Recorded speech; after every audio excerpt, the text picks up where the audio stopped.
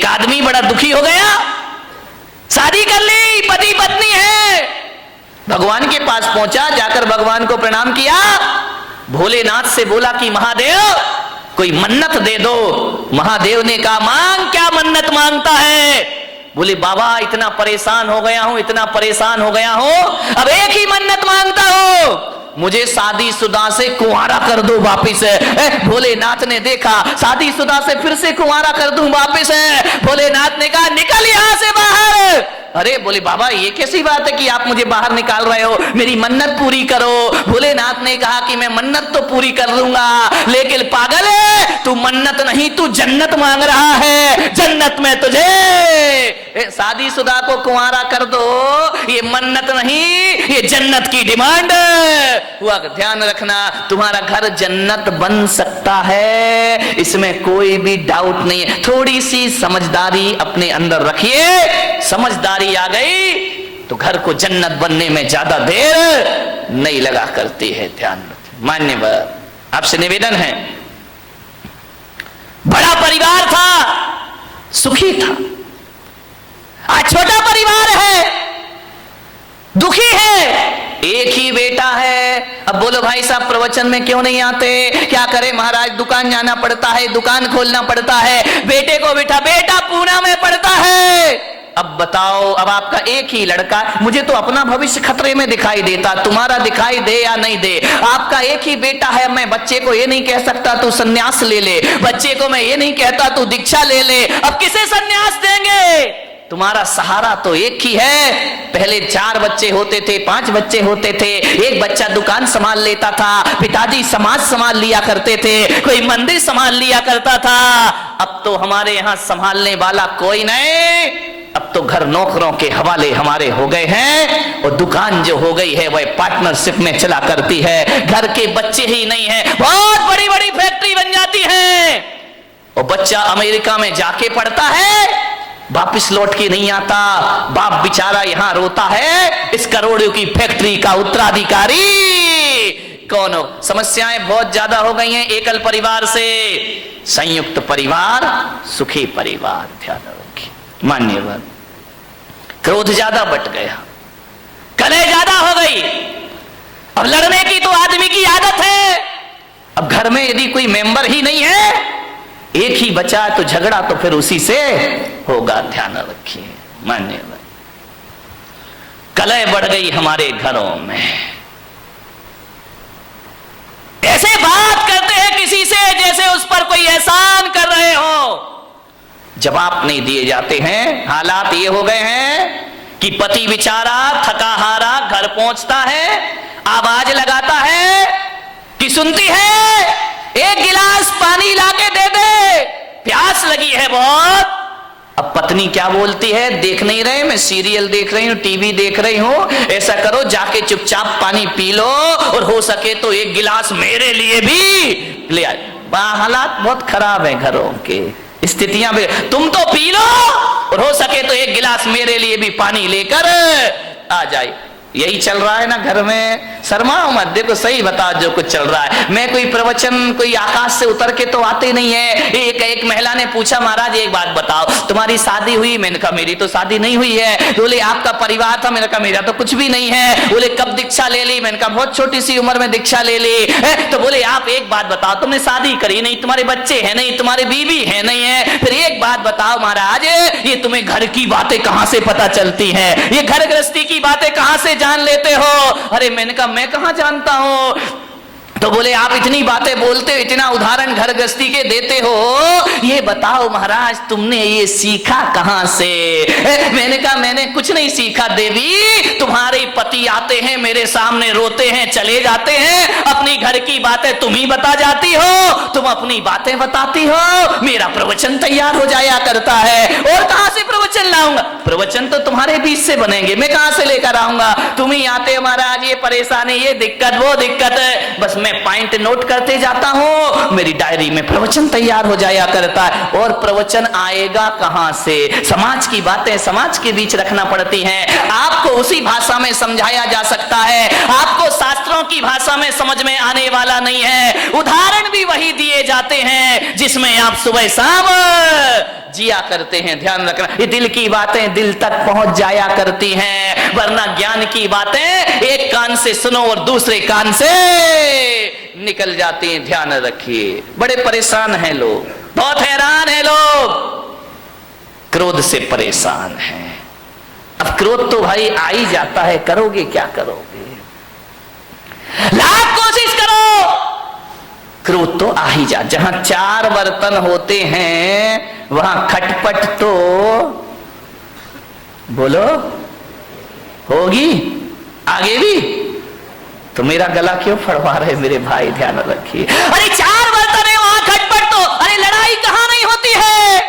ये मत सोचो कि केवल तुम्हारे घर में लड़ाई होती है, लड़ाई तो महापुरुषों के घर में भी हुआ करती है, बड़े बड़े ज्ञानियों के घर में झगड़ा हुआ करते हैं। अब आप भी बताइए, जिन्हें दुनिया महापुरुष बोलती है, आदर्श पुरुष माना करती है, लड़ाइयां तो उनके घरों में भी हुआ करती हैं। अब ये महाभारत बताओ, कोई गरीब घरों की लड़ाई तो थी नहीं, ये महापुरुषों के घरों की लड़ाई थी। महाभारत 2 भाई भाई लड़ रहे हैं, वो भी तो एक झगड़ा ही था ना। कौरव और पांडव ये महापुरुष गिने जाते हैं, इनके घरों में भी झगड़ा हुआ करता था।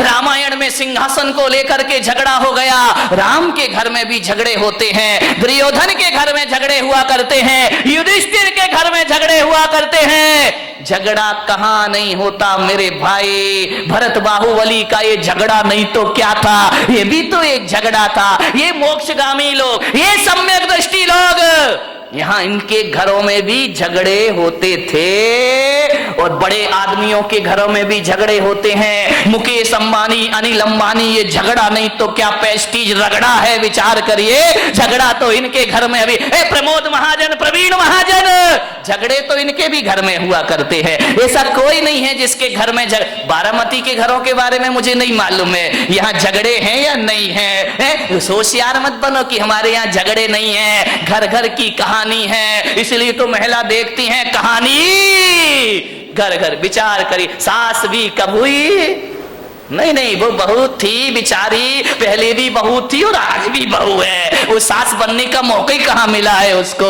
ये हालात है हमारे घरों में, लड़ाई है, झगड़े हैं, विवाद है। महापुरुषों के घरों में भी झगड़े होते थे, आपके घर में भी झगड़े होंगे। लेकिन एक बात मेरी आपसे निवेदन है बड़ी विनम्रता के साथ, कि झगड़े तो सब घर में होते हैं, तू मैं हो जाती है, एक दूसरे के अहंकार को चोट पहुंच जाती है। लेकिन मैं आपसे एक निवेदन करूंगा, लड़ लेना, झगड़ लेना, जितना लड़ना हो लड़ो, जितना झगड़ना है झगड़ लो, लेकिन बारामती वालों बोल चाल बंद मत करिए। लड़ाई हो जाए, कुछ कह दिया, डांट दिया, फटकार दिया, कुछ बोल दिया, बोल चाल बंद यदि आप कर देंगे तो सुलह के सारे रास्ते बंद हो जाएंगे हमेशा को। लड़ लीजिए, झगड़ लीजिए, लेकिन शाम होने से पहले बोल चाल जरूर कर लीजिए। तुम्हारा क्रोध तुम्हारे लिए दुखदाई नहीं बन सकता है, तुम्हारा झगड़ा तुम्हारे लिए दुखदाई नहीं बन सकता है। अरे बचपन में भी तो लड़ते थे, 2 भाई आपस में झगड़ा करते थे, एक दूसरे को मारते थे जब छोटे छोटे थे। उसकी खिलौना वो ले लेता था, उसका खिलौना वो ले लेता था, उसका खाना पे झगड़ा हो जाया करता था, जूते चप्पल पे झगड़ा हो जाया करता था, दोनों आपस में लड़ते थे। आज भी देखना छोटे छोटे बच्चे लड़ लेते हैं, झगड़ लेते हैं, तना तनी कॉलर पकड़ लेते हैं, मारपीट हो जाती है। लेकिन थोड़ी देर बाद देखो तो नजारा बदल जाता है। जो बच्चे अभी थोड़ी देर पहले लड़ रहे थे, थोड़ी देर बाद ये हालात होते हैं कि एक आइसक्रीम दोनों के पास होती है, ये इधर से चाटता है और वो उधर से। दोस्ती हो जाया करती थी, बचपन में भी लड़ते थे, बचपन में भी झगड़ा होते थे, बचपन में भी हमारे जीवन में विवाद हुआ करते थे। लेकिन एक बात याद रखिए, लड़ने झगड़ने के बाद दुश्मनी हमारे बीच में नहीं हुआ करती थी। ध्यान रखिए, लड़ाई झगड़ा खतरनाक नहीं होता, बैर भाव जीवन में बहुत बड़ा खतरा पैदा कर दिया करता है। बैर भाव से बचने का प्रयास करिए, बच्चों की तरह लड़ लो, बच्चों की तरह झगड़ लो, कितना अच्छा होता, कितना अच्छा होता। काश ये आदमी आज भी बच्चा होता, कितना अच्छा होता। काश आदमी आज भी बच्चा होता। ध्यान रखिए, बचपन में लड़ते हो, फिर बोल लेते हो, एक तरफ तो मारपीट करते हो, फिर थोड़ी देर बाद गले में हाथ डाल करके घूमा करते हो, लेकिन बड़े होकर आदमी को नहीं जाने क्या हो जाता है, एक बार झगड़ लेता है और जिंदगी भर की बोलचाल बंद कर दिया करता है। ये बोलचाल चालू रखिए, मौन मत लीजिए, दुश्मनी को जन्म मत दीजिए, व्यवस्थाएं आपकी बनी रहेंगी। ध्यान रखना। मान्य भर हंसता खिलखिलाता परिवार होना चाहिए। हंसोगे, खिलखिलाओगे, क्रोध पैदा नहीं होगा। ध्यान, दो ही चीज हो सकती है जिंदगी में, या तो हंस लो या गुस्सा कर लो। ध्यान रखना, जब गुस्सा करते हो तो हंसी गायब हो जाती है, और जब आदमी चेहरे पर मुस्कुराहट और हंसी लाता है तो क्रोध गायब हो जाया करता है। दोनों एक साथ कभी नहीं रहा करते हैं। ऐसा कभी आपने नहीं देखा होगा कि क्रोध में, गुस्से में किसी का मुंह भी फूला है और हंस भी रहा हो, मुस्कुरा रहा हो। दोनों काम एक साथ कभी नहीं हुआ करते हैं। इसलिए मैं आपसे कह रहा हूं कि क्रोध की जगह हंसता खिलखिलाता मुस्कुराता जीवन होना चाहिए। जितने आनंद में रहोगे उतना क्रोध आपसे दूर रहेगा। मेरे कमरे में लोग हंसते रहते हैं, आवाज आती रहती, हंसी मजाक की आती रहती है। बोले महाराज आप संत हैं, आपका कमरा बड़ा सीरियस होना चाहिए, बड़ा गंभीर होना चाहिए। मैं बहुत कोशिश करता हूं गंभीर हो जाऊं, गंभीर हो जाऊं, लेकिन क्या करूं, मेरा स्वभाव मुझे गंभीर नहीं होने दिया करता है। हंसता हूं, मजाक करता हूं, व्यंग करता हूं, आदमी से बातें कर, बच्चा आए तो उससे हंस लेता हूं, बूढ़ा आए तो उससे हंस लेता हूं, महिलाएं आती उनसे हंस लेता हूं। ध्यान रखना, जहां तक मेरी सोच है, अब इस दुनिया को उदास, गंभीर और सीरियस संतों की जरूरत नहीं है। अब इस दुनिया को हंसता खिलखिलाता मुस्कुराते संत की जरूरत हुआ करती है। यदि संत हंसेगा, मुस्कुराएगा तो समाज में वह प्रेम का प्रसाद बांट पाएगा। हंसता खिलखिलाता मुस्कुराता जीवन होना चाहिए। हंसी गायब हो गई है। अब घर में दो लोग रहते हैं, हंसे तो कैसे हंसे? मुझे तो बड़ी सोच सोच के हैरान होता हूं। अब हंसने के लिए आदमी को लाफ्टर चैलेंज जैसे सीरियल देखना पड़ते हैं, कपिल शर्मा से मिलना पड़ता है, तब आदमी के चेहरे पर हंसी आती। नहीं मेरे भाई, क्रोध तनाव में जिंदगी जी रही है हमारी। झगड़े होते हैं, आदमी भी लड़ता है, महिलाएं भी लड़ती हैं।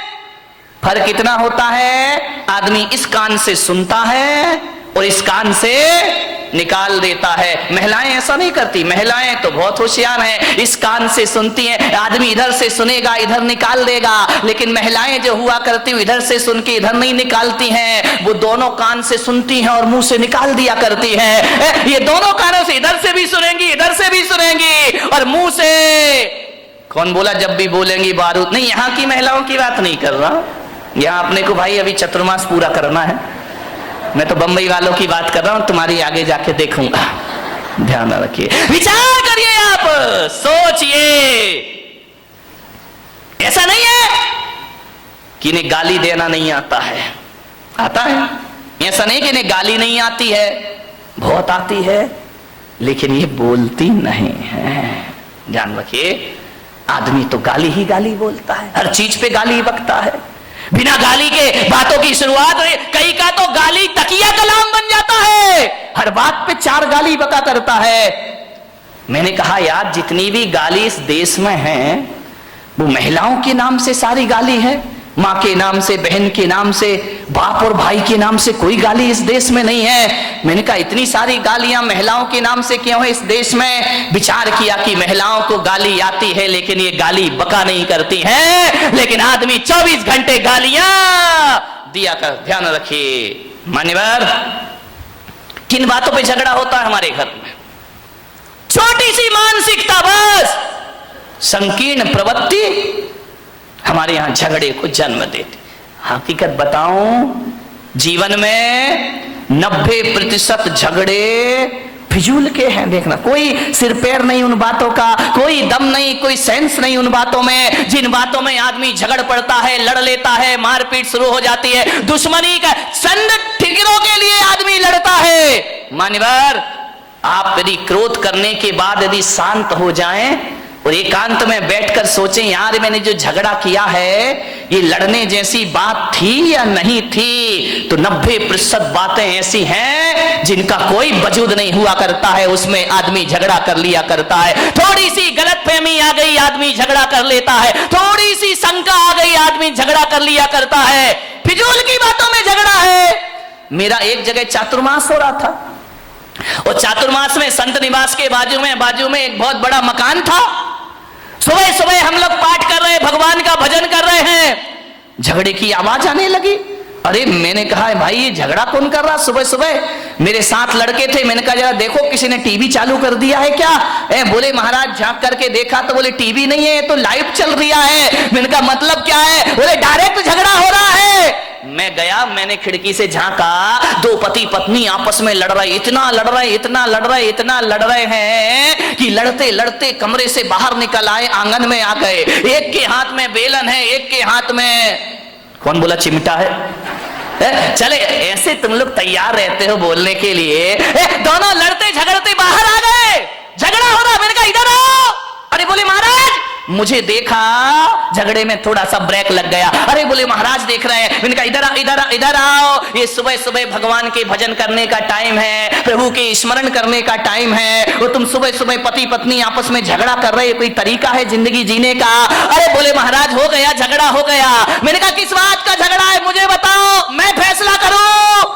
बोले महाराज फैसले वाले का कोई बात ही नहीं है। तो मैंने कहा लड़काए को रहे हो? बोले महाराज जब पूछ रहे हो तो हम बताते हैं, झगड़ा हमारा 12 बजे रात से चल रहा है। अरे मैंने कहा कमाल कर दिया, पति पत्नी दोनों हैं, 12 बजे रात से झगड़ा चल रहा है। मैंने कहा किस बात का झगड़ा चल रहा है? बोले कुछ नहीं महाराज, आज नींद नहीं आ रही थी हम दोनों को। तो बोले क्या करे? बोले टीवी भी नहीं चल रही, लाइट भी नहीं थी। तो मैंने कहा क्या किया तुमने? बोले बस लेटा लेटा मेरे मुंह से इतना निकल गया कि मैं अपने बेटे को डॉक्टर बनाऊंगा। पत्नी ने सुना, खबरदार तुम्हारा बेटा डॉक्टर नहीं बनेगा, तुम्हारा बेटा इंजीनियर बनेगा। तो मैंने कहा यार तू इतना क्यों बोलती जब मैंने कह दिया मेरा बेटा डॉक्टर बनेगा? पत्नी ने कहा कोई तुम्हारा अकेला हक नहीं है, मेरा भी हक है, मेरा बेटा अब फिजूल की बात है, इस पे झगड़ा बढ़ गया। बोले देखता हूं कैसे डॉक्टर बनाएगा। बोले मैं भी देखती हूं कैसे इंजीनियर बनाएगा। झगड़ा बढ़ते जा रहा। बोले बढ़ते बढ़ते हाथापाई पर आ गए हम लोग कि डॉक्टर ही बनेगा, इंजीनियर ही बनेगा। इतना झगड़ा, बोले सवेरे के 4 बज गए लड़ते लड़ते। बोले देख तू ज्यादा बातें मत किया कर मेरे से, जब मैंने बोल दिया कि मेरा बेटा डॉक्टर बनेगा तो बनेगा। पत्नी ने कहा मैंने बोल दिया मेरा बेटा इंजीनियर बनेगा तो बनेगा। रात भर झगड़े। मैंने कहा एक बात बताओ, तुम दोनों आपस में लड़ रहे हो, झगड़ रहे हो, एक बार बच्चे की मर्जी भी पूछ लो कि तुझे क्या बनना है। बच्चे से पूछना ही नहीं है, दोनों लड़े जा रहे हैं, ये बिना सिर पैर के झगड़े। मैंने कहा बच्चे को बुलाओ बच्चे को, उससे पूछो कि तुझे क्या बनना है। पति ने पत्नी को देखा, पत्नी ने पति को देखा। अरे मैंने कहा बच्चे को बुला के लाओ ना। बोले बच्चा तो अभी पैदा ही नहीं हुआ है। तेरे की आदमी, बच्चा यदि पैदा हुआ तो डॉक्टर बनाएंगे। फिजूल की बातों का झगड़ा है, ये कोई झगड़ने की बात है? सास बहू में झगड़ा हो गया। बहू ने कहा मलाई मेरे पीहर में जाएगी, सास ने कहा चल मलाई यहीं खाई जाएगी। इतनी लड़ाई, इतनी मलाई पे झगड़ा हो गया। बोले ये तो पीहर में जाएगी, पास में पीहर लोणन नीरा की होगी और कहां की हो सकती है। तो बोले ये मलाई मेरे पीहर में जाएगी। सास ने कहा नहीं, बड़ाई तो बारामती में ही खाई जाएगी, चाहे कुछ भी हो जाए। बोले देखती हूं तू कौन होती है रोकने वाली, अरे तेरे जैसी लाखों बहुएं देखी, चल मलाई यहीं रहेगी। इतना झगड़ा। ससुर जी दुकान से आए, उन्होंने कहा ये महाभारत क्यों मचा रखी, झगड़ा क्यों है? बोले बहू को समझा लो, वो कह रही है कि मलाई पीहर में जाएगी और मैं कह रही हूँ कि मलाई यहीं खाई जाएगी। ससुर ने कहा तुम मलाई पे लड़ रही, लाओ मलाई लेकर आओ, मैं ही खा लेता हूँ, टेंशन खत्म हो जाएगा, मलाई लेकर आओ। सास ने बहू को देखा, बहू ने सास को देखा। बोले मलाई लेके आ, बोले तू लेके आ। दोनों ने देखा लाए कौन। अभी तो दोनों में ये चर्चा चल रही थी कि भैंस लेके आना है। अभी भैंस आई, बताइए भैंस घर में आई नहीं, मलाई का झगड़ा शुरू हो गए। फिजूल के झगड़े हमारे घरों में, बिना सिर पैर की ये बातें हमारे घरों को नरक। इतनी सी महिलाओं का तो पूछो ही मत क्या है, यहाँ की नहीं बम्बई वाली महिलाएं जो है, इतना गड़बड़ मामला है, इतना गड़बड़ मामला। अब छोटी छोटी फिजूल की बातों में झगड़ा हो जाता है। अब गर्मी के दिन थे, जेठ जी घर में आए और घर में आकर के उनने ऐसा कोई बेचारे का इंटेंशन नहीं था, कोई सोच नहीं था, ऐसा उसने विचार नहीं किया। उसके बच्चे भी आए, भाई के बच्चे भी आ गए, बोले बच्चों पास आओ, जल्दी आओ, जल्दी आओ, मैं बाजार से मीठे मीठे आम लेकर के आया हूं तुम्हारे लिए, ये आम खाइए। जेठ जी ने क्या किया, थैले में हाथ डाला, एक आम अपने बच्चे को दे दिया और एक आम अपने छोटे भाई के बच्चे को दे दिया। वहां खड़ी खड़ी देवरानी देख रही है, बहू रानी देख रही है, अच्छा अच्छा अपने बच्चे को भी आम, मेरे बच्चे को भी आम। लेकिन ये जेठ जी भरते तो बहुत पक्षपात है, ये जेठ सही नहीं है।